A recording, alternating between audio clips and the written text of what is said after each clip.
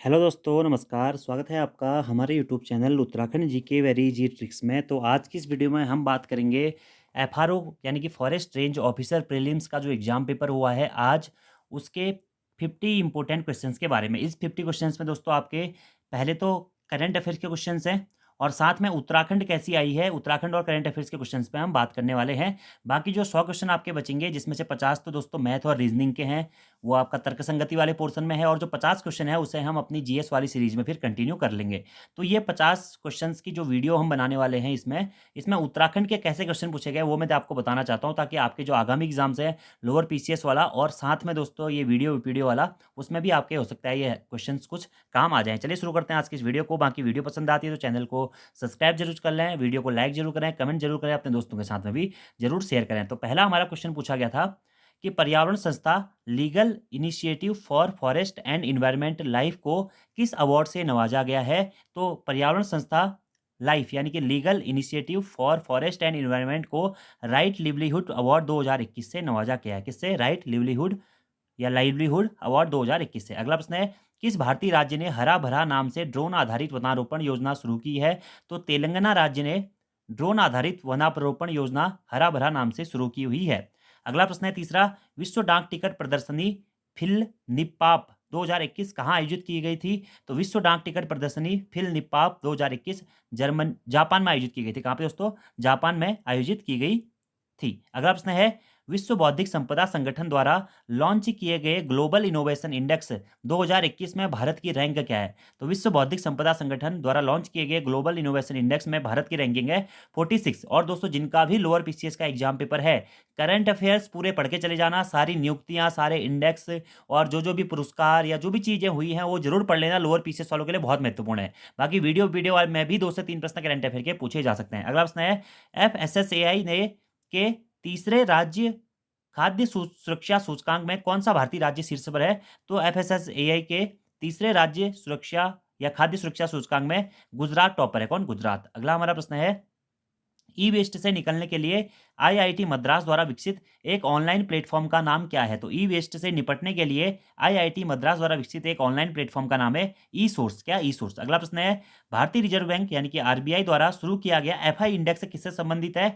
तो FI index का संबंध दोस्तों फाइनेंशियल इंक्लूजन इंडेक्स से। क्या? फाइनेंशियल इंक्लूजन इंडेक्स से। अगला प्रश्न है, निम्न में से कौन 100% कोविड-19 टीकाकरण लक्ष्य प्राप्त करने वाला पहला शहर बना है। तो भुवनेश्वर 100% कोविड-19 टीकाकरण लक्ष्य करने वाला पहला शहर बन गया है। कौन? भुवनेश्वर। अगला प्रश्न है, स्वयं सहायता समूह के उत्पादों के विपणन के लिए आवास एवं शहरी मंत्रालय द्वारा शुरू किए गए ब्रांड का नाम क्या है। तो आवास एवं शहरी मंत्रालय द्वारा शुरू किए गए ब्रांड का नाम जो कि स्वयं सहायता समूह के लिए बनाया गया है वो है सोन चिरैया। क्या है? सोन चिरैया है। अगला प्रश्न है, पर्यावरणीय प्रभाव आकलन ईआईए एक नियोजन यंत्र साधन है जो नियोजन के प्रारंभिक चरण से विकासी प्रक्रिया में पर्यावरण के मुद्दों को समाहित करता है। नदी घाटी परियोजना आदि हेतु भारत में यह प्रथम बार कब उपयोग में लाया गया था। तो प्रथम बार उपयोग में लाया गया था ईआई यानी कि पर्यावरण प्रभाव आकलन 1978 में। कब? 1978 में। अगला प्रश्न है, नजला बार्डेन रमधाने किस देश की पहली महिला प्रधानमंत्री नामित हुई हैं। तो नजला बार्डेन रमधाने दोस्तों ट्यूनीसिया ट्यूनीसिया की पहली महिला प्रधानमंत्री नामित हुई हैं। अगला प्रश्न है, कारीगरों को सशक्त बनाने और हस्तशिल्प के क्षेत्र को मजबूत करने के लिए किस संगठन ने एक online portal my E hot launch किया है। तो ये किया है HCL फाउंडेशन ने। कारीगरों को सशक्त बनाने के लिए और हस्तशिल्प के क्षेत्र को मजबूत करने के लिए एक online portal my E hot launch किया है। अगला प्रश्न है, जून 2021 में माइक्रोसॉफ्ट के अध्यक्ष के रूप में किसे नियुक्त किया गया है। तो जून 2021 में माइक्रोसॉफ्ट के अध्यक्ष के रूप में सत्या नडेला को नियुक्त किया गया है। किसे? सत्या नडेला। अगला प्रश्न है, भारत का सबसे बड़ा तैरता सौर ऊर्जा संयंत्र किस राज्य में स्थापित किया गया है। तो भारत का सबसे बड़ा तैरता सौर ऊर्जा संयंत्र दोस्तों ऐसे तेलंगाना में स्थापित किया गया है, लेकिन ऑप्शंस के according I think Andhra Pradesh आपका आंसर होना चाहिए। ठीक है। अगला प्रश्न है, भारत रत्न से सम्मानित उत्तराखंड की एकमात्र विभूति का नाम बताइए। आप 15 से लेकर के 48 या 50 तक जो आपके क्वेश्चन रहने वाले हैं ये उत्तराखंड के क्वेश्चन रहने वाले हैं। और उत्तराखंड दोस्तों अच्छे मतलब बेसिक से लेवल की पूछी गई थी। आप सभी लोगों ने ये प्रश्न पढ़े हुए भी होंगे। 2 से 3 प्रश्न आपके अच्छे लेवल के थे, बाकी सारे क्वेश्चन आपको पढ़ाए हुए भी हैं और आप लोगों ने बुक्स में भी पढ़े होंगे, परीक्षा वाणी में भी आपको सब कुछ मिल जाएगा। पहला प्रश्न क्या है, भारत रत्न से सम्मानित उत्तराखंड की एकमात्र विभूति कौन है? गोविंद वल्लभ पंत। 1957 में इन्हें भारत रत्न सम्मान से सम्मानित किया गया था। अगला प्रश्न है, टिहरी रियासत का भारतीय संघ में विलय कब हुआ? तो 1 अगस्त 1949 को टिहरी रियासत का भारतीय संघ में विलय हुआ था। अगला प्रश्न है, उत्तराखंड की सबसे लंबी नदी कौन सी है? तो काली नदी उत्तराखंड की सबसे लंबी नदी है, जिसकी लंबाई है 252 किलोमीटर। अगला प्रश्न है, रम्माल को किस वर्ष विश्व विरासत सूची में शामिल किया गया, विश्व विरासत घोषित किया गया? तो 2 अक्टूबर 2009 को रम्माल को विश्व विरासत सूची में शामिल किया गया था। कब? 2 अक्टूबर 2009 को। और ये सारे प्रश्न दोस्तों आपको कराए भी हैं, अगर आपने पोस्टमार्टम क्लासेस अच्छी तरीके से देखी होंगी या जो वन लाइनर सीरीजेस हमारी आती है, मैराथन क्लास देखी होगी, तो सभी क्वेश्चन आपको वहाँ पे मिल जाएंगे। ठीक है, अगला प्रश्न देखिए, बेसिक का क्वेश्चन है कि गणिका नाटक के लेखक कौन है? तो मौला राम गणिका नाटक के लेखक है। कौन? मौला राम। और गणिका नाटक के साथ साथ ही आपने गढ़गीता संग्राम या गणिका नाटक पढ़ा होगा, तो मौला राम। अगला प्रश्न है, अवतार सिंह पवार प्रसिद्ध है किसके रूप में? तो यह प्रश्न पहले भी यूकेपीएससी पूछ चुका है, तो मूर्तिकार के रूप में प्रसिद्ध है। कौन? अवतार सिंह पवार जी। अगला प्रश्न है दोस्तों कि नागेंद्र सकलानी किस तिथि को शहीद हुए थे? तो कीर्तिनगर विद्रोह आप लोगों ने पढ़ा होगा, जो कि मानवेंद्र समय शाह के समय पे हुआ था। 11 जनवरी 1948 को नागेंद्र सकलानी और भोलू भंडारी शहीद हो गए थे। ठीक है, कब? 11 जनवरी 1948 को। ठीक है, और कौन से विद्रोह? कीर्तिनगर विद्रोह के समय पे। अगला प्रश्न है, इकोनॉमिस्ट इंटेलिजेंस यूनिट ईआईयू द्वारा जारी किए गए सुरक्षित शहरों के सूचकांक 2021 में किस शहर को दुनिया का सबसे सुरक्षित शहर घोषित किया गया है? तो ईआईयू द्वारा जारी सुरक्षित शहरों के सूचकांक 2021 में दोस्तों किस शहर को? कोपेनहेगन।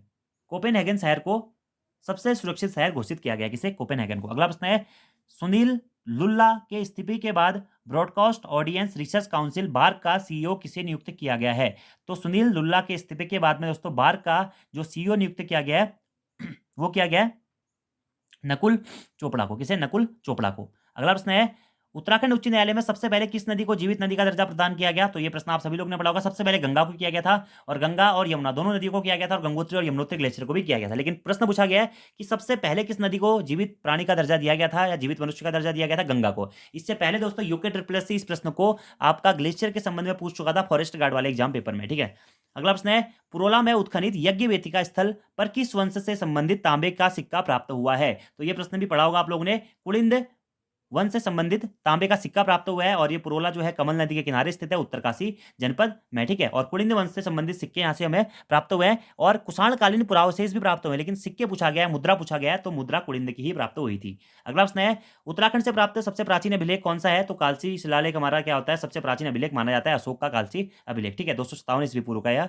अभिलेख था। अगला प्रश्न है, उत्तराखंड के किस जनपद का भौगोलिक क्षेत्रफल सर्वाधिक है? तो उत्तराखंड में सर्वाधिक क्षेत्रफल वाला जनपद कौन सा है दोस्तों? चमोली है। कौन सा है? चमोली। 8030 kilometre square. ठीक है, अगला प्रश्न है, पुरस्कृत फिल्म देवभूमि का निर्देशन किसके द्वारा किया गया था? ये दोस्तों बहुत अच्छा क्वेश्चन है कि देवभूमि द लैंड ऑफ गॉड, ये मूवी आप लोगों ने देखी भी होगी, तो इसका निर्देशन किया गया था किसने? गौरान पैसके लेचिव के द्वारा किया गया था। ठीक है, और इसे पुरस्कृत किया गया किसमें? टोरंटो फिल्म अवार्ड में इस मूवी को पुरस्कृत किया गया था। मूवी का नाम था क्या? देवभूमि द लैंड ऑफ गॉड। किसके द्वारा निर्देशित है?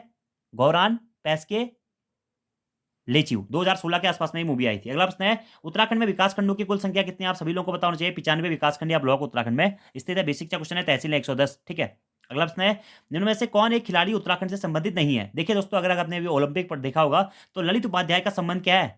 उत्तराखंड से नहीं है। ये उत्तर प्रदेश के हैं, हॉकी खिलाड़ी हैं, जबकि जसपाल राणा का संबंध उत्तरकाशी से, निशानेबाज है ये। ठीक है, और उत्तराखंड के उत्तरकाशी जनपद के रहने वाले। उन्मुक्त चंद पिथौरागढ़ जनपद के रहने वाले क्रिकेटर है। ऋषभ पंत रुड़की से संबंध है, हरिद्वार जनपद से। ठीक है, ये भी उत्तराखंड के हैं। ठीक है, तो ललित उपाध्याय उत्तराखंड से नहीं है। अगला प्रश्न है, निम्न में से कौन सा वन्यजीव विहार हिम तेंदुओं के संरक्षण हेतु प्रसिद्ध है? देखिए दोस्तों, अभी क्वेश्चन थोड़ा सा एक हिसाब से कंफ्यूजिंग है, क्योंकि हिम तेंदुआ अगर देखा जाए सोना नदी वन्यजीव विहार में भी पाया जाता है, बिनसर में भी पाया जाता है, और गोविंद में भी पाया जाता है। लेकिन मुझे यहाँ पर जो इसका एग्जैक्ट आंसर आपका लग रहा है, वो लग रहा है गोविंद वन्यजीव विहार। क्यों? क्योंकि अभी आप लोगों ने पढ़ा होगा कि हिम तेंदुआ संरक्षण केंद्र कहां पे स्थापित किया गया? उत्तरकाशी की भैरू घाटी में स्थापित किया गया, और हिम तेंदुओं का संरक्षण के लिए उत्तरकाशी भैरू घाटी को चुना गया है। यानी कि गोविंद वन्यजीव विहार भी कहां है? उत्तरकाशी में ही स्थित है। तो इसलिए पॉसिबिलिटी इसकी है कि उत्तरकाशी इसका सही आंसर होना चाहिए, यानी कि गोविंद वन्यजीव विहार। ठीक है, तो गोविंद वन्यजीव विहार हिम तेंदुओं के संरक्षण हेतु प्रसिद्ध माना जाता है। ठीक है, और हिम तेंदुआ संरक्षण केंद्र उत्तरकाशी की भैरू घाटी में खोला जाएगा। अगला प्रश्न है, हैली नेशनल पार्क की स्थापना किस वर्ष हुई थी? तो बेसिक सा क्वेश्चन है, 1936 में। इसी को आगे जाके 1952 में रामगंगा नेशनल पार्क कहते हैं।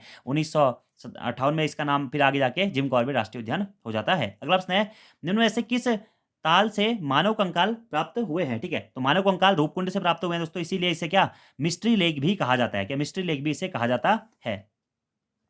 अगला प्रश्न है, जो चमोली जनपद में स्थित है, उत्तराखंड में वनराजी जनजाति किस जनपद में पाई जाती है? तो राजी जनजाति का निवास स्थान कहाँ है? पिथौरागढ़ है, याद होना चाहिए आपको, ठीक है। सबसे कम जनसंख्या वाली जनजाति भी कौन सी है? राजी जनजाति है। अगले प्रश्न की बात करते हैं, रम्माण किस वर्ष नई दिल्ली गणतंत्र दिवस की परेड में उत्तराखंड की झांकी का हिस्सा रहा था? देखिए दोस्तों, इस बार 2021 में झांकी का हिस्सा केदारनाथ रहा था। तो मैंने जब वो वीडियो आपको करंट अफेयर्स में कराया था, तो उसके साथ में मैंने आपको सारी झांकियों में कराया था कि उत्तराखंड ने कब कब पार्टिसिपेट किया था। तो रम्माण ने कब किया था? 2016 में। तो रम्माण नई दिल्ली में गणतंत्र दिवस के परेड में कब शामिल हुआ था? 2016 में। अभी 2021 में क्या हुआ था? केदारखंड। 2019 में अनासक्ति आश्रम, 2018 में ग्रामीण पर्यटन को दिखाया गया था। अगला प्रश्न है, भारत के सर्वोच्च न्यायालय में न्यायाधीश रहने वाले उत्तराखंड के प्रथम न्यायाधीश कौन थे? तो ये थे प्रफुल्ल चंद्र पंत, पीसी पंत जी, जिनका संबंध पिथौरागढ़ जनपद से था। और ये भारत के सर्वोच्च न्यायालय में न्यायाधीश रहने वाले उत्तराखंड के प्रथम न्यायाधीश थे, ठीक है। कौन? प्रफुल्ल चंद्र पंत जी। पढ़ा होगा आप लोगों ने, विकिपीडिया में भी आपको इजीली मिल जाएगा, बुक्स में मिल जाएगा, ठीक है। अगला प्रश्न है, नेहरू पर्वतारोहण संस्थान कहाँ स्थित है? तो सभी लोगों को पता होगा दोस्तों, उत्तरकाशी में नेहरू पर्वतारोहण संस्थान स्थित है। और ये सारे प्रश्न लगभग लगभग बहुत बार पहले एग्जाम में आ चुके हैं। देखिए, पुरुषार्थ के संपादक कौन है? सभी को पता होगा, गिरिजादत्त नैथानी जी हमारे क्या है? पुरुषार्थ के संपादक होते हैं। और पुरुषार्थ कब निकाला जाता है इनके द्वारा? 1917 में। बाकी ये NIM की स्थापना 1965 में हुई थी, ठीक है, नवंबर 1965 में। उत्तराखंड के उस जिले का नाम बताइए जहां कार्तिकेय स्वामी मंदिर स्थित है। तो रुद्रप्रयाग में कार्तिकेय स्वामी मंदिर स्थित है, काफी फेमस है, ठीक है। अगला प्रश्न है, होली हिमालय पुस्तक के लेखक कौन है? तो ई सरमन ओखले होली हिमालय पुस्तक के लेखक हैं। बहुत बार ये प्रश्न पूछे गए हैं। कुमाऊं का अंतिम राजा चंद्र राजा महेंद्र चंद कुमाऊं का अंतिम राजा था, हौलाबाग के युद्ध में हार जाता है, ठीक है, 1790 में। अगला प्रश्न है, उत्तराखंड के उस शासक का नाम बताइए जो कि आदिनाथ नाम से जाना जाता है। तो आदिनाथ या आदिगुरु नाम से किसे जाना जाता है? अजय पाल को जाना जाता है। साबरी ग्रंथ में, जादू टोना वाली जो ग्रंथ थे, साबरी ग्रंथ में। बेसिक सा क्वेश्चन है। देहरादून किस वर्ष रेलमार्ग से जुड़ा था? 1900 में देहरादून रेलमार्ग से जुड़ा था, आप लोगों ने पढ़ा ही होगा। खतलिंग हिमानी किस नदी का उद्गम है? तो खतलिंग ग्लेशियर से किस नदी का उद्गम होता है? भिलंगना नदी का उद्गम होता है खतलिंग ग्लेशियर से, ठीक है। भिलंगना और भागीरथी का संगम भी गणेश प्रयाग में जाके हो जाता है। खतलिंग ग्लेशियर और हिमानी कहाँ? टिहरी गढ़वाल जनपद में स्थित है। उत्तराखंड से खड़ी बोली के प्रथम कवि कौन थे? ये थे लोकरत्न पंत गुमानी जी। गुमानी पंत जी को उत्तराखंड का प्रथम कवि या खड़ी बोली का प्रथम कवि नाम से भी जाना जाता है। तो सभी प्रश्न आपको परीक्षा वाणी में भी मिल जाएंगे और सभी लगभग लगभग सबने ही पढ़े होंगे, ठीक है। शिव प्रसाद डबराल चारण किस लिए जाने जाते हैं? तो इतिहासकार के रूप में शिव प्रसाद डबराल को जाना जाता है मुख्यतः, ठीक है। उत्तराखंड की दूसरी सबसे ऊंची चोटी कौन सी है? तो ये प्रश्न भी आप सभी लोगों को लगभग लगभग आता ही होगा दोस्तों। कामेट पर्वत चोटी उत्तराखंड की दूसरी सबसे ऊंची पर्वत चोटी है, जिसकी ऊंचाई है 7,756 मीटर। और उत्तराखंड राज्य का सबसे लंबा हिमनद कौन सा है या सबसे बड़ा हिमनद कौन सा है? तो गंगोत्री जो हमारा हिमनद है उत्तरकाशी जनपद में स्थित है, वह उत्तराखंड राज्य का सबसे बड़ा या सबसे लंबा हिमनद है। तो आज की वीडियो में दोस्तों ये 48 क्वेश्चन जहां पे हमारे उत्तराखंड और करंट अफेयर के क्वेश्चन है, ये मैंने आपको करा दिए हैं। बाकी पेपर अगर आप देखना चाहते हैं तो आप देख सकते हैं। इन क्वेश्चंस को हम आगे जो हमारी सीरीज आती है जीएस पोस्टमार्टम क्लास वाली, वहां पे कंप्लीट करके बता देंगे, ठीक है। बाकी देखिए, उत्तराखंड आप लोग अगर वीडियो की तैयारी कर रहे हैं तो ये उत्तराखंड का लेवल आप लोगों को बहुत ईजी लगना चाहिए दोस्तों, क्योंकि ये सारी चीजें ही बेसिक चीजें हैं, आप लोगों ने पढ़ी हुई भी होंगी, हमारे चैनल पर ही पढ़ी होगी, उत्तराखंड के हर चैनल पर आपने ये चीजें पढ़ी होंगी। हर बुक्स में आपको ये क्वेश्चंस मिल जाते हैं, एक या दो प्रश्नों को छोड़ के, ठीक है। बाकी अच्छा पेपर था आज का, जिनका भी आपका एग्जाम हुआ है आप लोग देख सकते हैं एग्जाम पेपर को, ठीक है। और ये जो क्वेश्चंस आपके बचे हुए हैं ये मैं आपको उस सीरीज में कंप्लीट करवा दूंगा। बाकी अगर आप देखना चाहें तो देख सकते हैं। कंप्यूटर के भी यहाँ पे क्वेश्चन है, आपके संविधान के भी क्वेश्चन है। और लोअर पीसीएस वालों के लिए मैं खासकर कहना चाहूंगा दोस्तों कि करंट अफेयर्स पे आप लोग जरूर फोकस करें, क्योंकि करंट अफेयर आपका एग्जाम में अच्छा खासा पूछे जाने वाला है। और जो बेसिक से क्वेश्चन है वो भी अच्छे खासे पूछे जा रहे हैं, ठीक है। तो आप लोग अगर पहले से तैयारी कर रहे हैं, बाकी देखिए यहाँ पे रीजनिंग का भी पोर्शन था, तो रीजनिंग भी आप देख सकते हैं, ठीक है। रीजनिंग का लेवल भी ठीक ठाक है, ठीक है। और यही लेवल आपका रहने वाला है किसमें?